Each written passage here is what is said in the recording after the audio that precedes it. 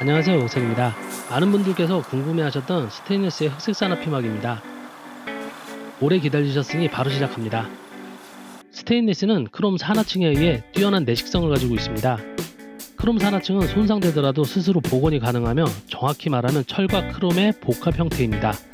흑색 산화 피막을 만들기 위해서 기존의 치밀한 크롬 산화층을 일시적으로 제거하고 화학 반응을 통해 흑색 산화 피막을 만들어줘야 합니다. 스테인리스는 해수 등의 염화물에 의해 부식이 발생합니다. 그렇기에 이러한 부식 환경을 만들어서 피막 작업을 하겠습니다. 제가 소개해드렸던 건블루 대체가 가능한 에바놀치 용액입니다. 약 10% 농도의 청소용 염산입니다. 취급에 주의하셔야 합니다.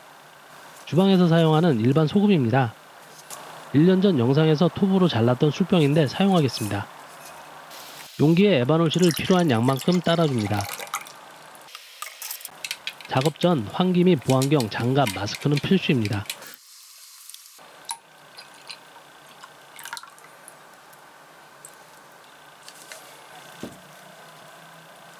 염산도 다른 용기에 담아줍니다.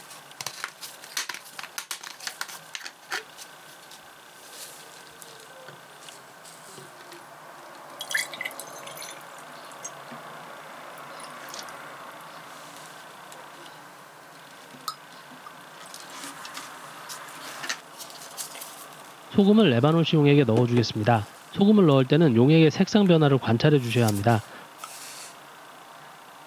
소금은 색상이 변할 때까지만 넣어줍니다. 소금이 너무 많이 들어가면 침전물이 생성되고 용액의 강도가 변하게 됩니다. 용액이 맑아질 때까지 좀 놔두겠습니다. 염산에도 소금을 넣어주겠습니다. 소금은 약 10% 정도 넣어줍니다.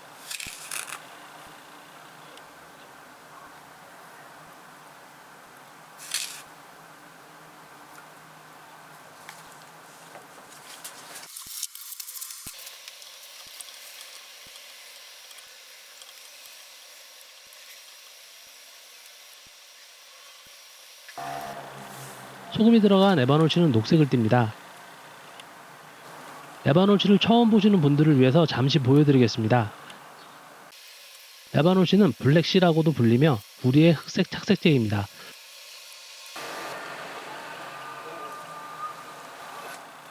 건블루 대체 용액으로 사용이 가능하며 스테인리스를 제외한 일반 탄소광에 적용됩니다.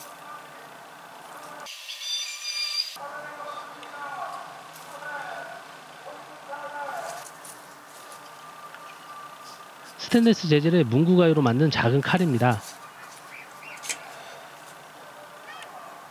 보시는 것과 같이 스테인리스는 반응하지 않습니다. 420J2 재질의 재단 가위입니다.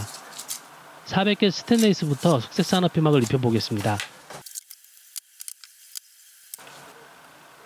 전처리 작업으로 부동태화되어 있는 기존 산화층을 살짝 벗겨내는 것입니다. 스카치 브라이트 수세미입니다. 이 작업은 산업용 전용 용액을 사용하셔도 해줘야 합니다. 한 방향으로 꼼꼼하게 문질러줍니다. 수세미 대신 400방 이상의 사포를 사용하셔도 됩니다. 아세톤으로 깨끗이 닦아주고 가능한 빨리 소금 넣은 염산에 담가줍니다. 청소용 염산 기준 400개 스대는 면적에 따라 약 10분에서 20분 동안 담가줍니다. 교반기가 없으므로 가끔 저어주겠습니다. 기다리는 동안 헹구어줄 물을 준비해 놓았습니다. 표면의 색이 약간 변했는데 아주 좋은 상태입니다.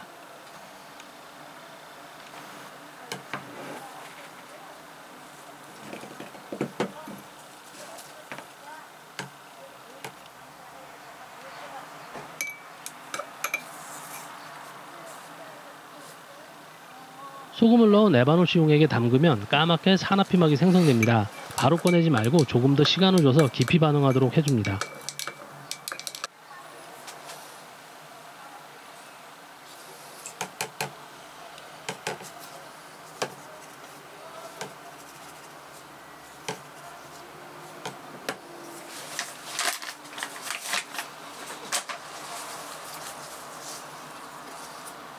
부드러운 물티슈로 닦아줍니다.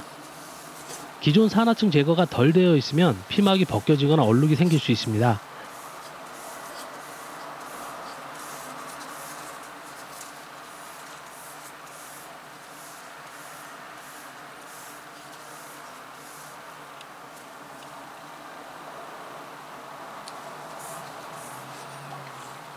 400개 스테인리스의 흑색 산화 피막이 잘 나왔습니다. 오일을 발라주기 전에 피막이 안정되도록 잠시 놔두겠습니다. 산화 피막은 시간이 지나야 더 단단하게 고착됩니다.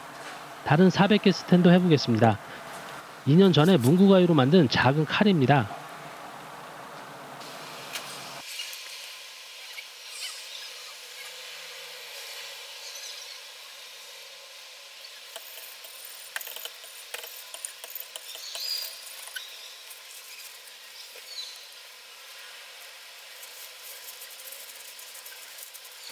오일을 발라 놓으면 조금 허옇게 보이는 부분도 검게 보이게 됩니다.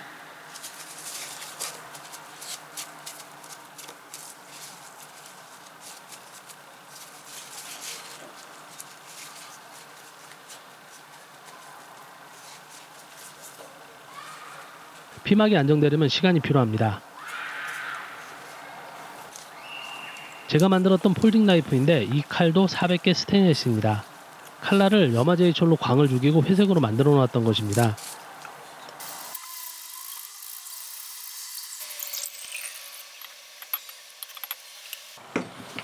(400개) 스테인리스는 여기까지 하겠습니다. 만약 전처리에서 수세미 또는 고운 사포질 없이 작업을 한다면 소금 염산에 30분 이상 담가두면서 스테인리스의 색 변화를 체크하시면 됩니다. 만약 산화피막이 제대로 안 나왔을 때는 수세미나 사포질 후에 다시 하시면 됩니다. 304 스테인리스 젓가락입니다. 찾아보니 10kg 빼고는 300개 스테인리스가 없었습니다. 300개 스테인리스는 더 꼼꼼한 전처리가 필요합니다.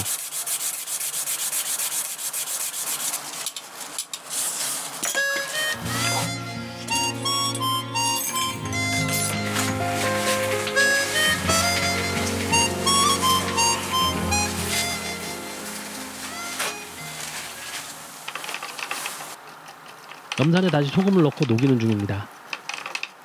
제가 젓가락을 휘저으면서 유리병 아래를 탁탁 쳤던 게 원인인 듯합니다. 304 젓가락과 304 파이프입니다. 304는 400개에 비해서 더 오래 염산에 담궈놔야 합니다.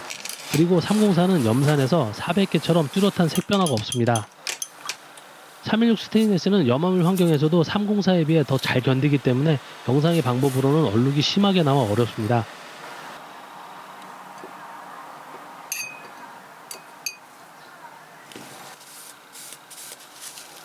304 스테인리스도 잘 나왔습니다. 피막 안정을 위해서 잠시 놔두겠습니다. 304 파이프는 2번 작업했는데 염산의 산화 피막이 녹아서 염산의 색이 바뀌었습니다. 문지르지 말고 톡톡 닦아봤을 때 검은 가루가 묻는다면 100% 실패한 것이므로 전처리부터 다시 해야 합니다. 이 파이프는 묻어나지 않습니다. 2번 작업했는데 잘 나왔습니다. 장갑에 묻은 검은색은 파이프 첫 번째 작업 때 묻은 실패 흔적입니다. 피막 안정을 위해서 잠시 놔두겠습니다. 흑색 산화 피막은 다공성이라서 반드시 마감이 필요합니다. 표면 상태가 좋으니 산화 피막도 예뻐 보입니다. 산화 피막의 내구성의 부착성은 처음 생성했을 때가 가장 약하고 시간이 지날수록 더 단단해지고 고착됩니다. 콜드 블루잉 방식의 흑색 산화 피막은 식품에 좋지 않으니 사용하시면 안됩니다. 사용하고 남은 염산과 에바노시는 보관했다가 다시 사용하면 됩니다. 내식성이 강한 스테인리스이기 때문에 한 번에 안 되는 경우도 있습니다. 다시 사포질 후 작업하시면 됩니다. 오일 바르기 전에 물로 충분히 헹궈 주셔야 합니다. 만약 쇠냄새가 많이 난다면 덜 헹궈진 것입니다. 청소용 염산과 에버노시 구입에 관한 사항은 댓글에 남겨놓겠습니다. 시청해주셔서 감사합니다.